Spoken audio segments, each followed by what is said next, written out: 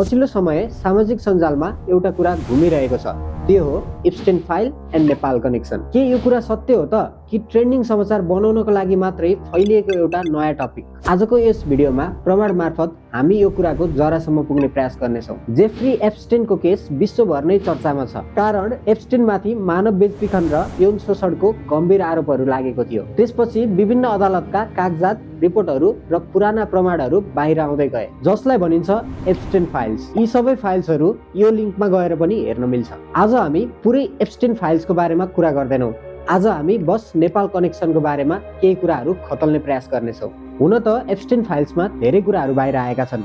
US department of जस्टिसले जनवरी 30, 2026 मा यो file सार्वजनिक गरेको थियो। यसमा नेपालको नाम 118 चोटि मेन्सन गरिएको छ। एप्स्टेन आइल्यान्डमा जाने मान्छेहरूलाई नेपालको कल्चरल चिज जस्तै कि गलैँचा, कफी अत्याधिक मात्रामा लग्जरियस लाग्ने रहेछ। नेपालको एउटा गलैँचा एप्स्टेन आइल्यान्डमा करिब $51,000 मा किनबेच गरिँदो रहेछ, जुन आजको दिनमा करिब नेपाली 73 लाख हुन जान्छ। जेफ्री एप्स्टेनको मिल्ने साथी थिए थोमस प्रियचर। थोमस प्रियचरको मिल्ने साथी थिए हाम्रै नेपाल मुस्ताङका राजा। एप्स्टेन आइल्यान्डमा जाने मान्छेहरूले नेपालको बारेमा एउटा रिसर्च कन्डक्ट गर्न खोजेका रहेछन्। त्यो रिसर्चको नाम थियो इन्डोबायोटिका। के हो त इन्डोबायोटिका?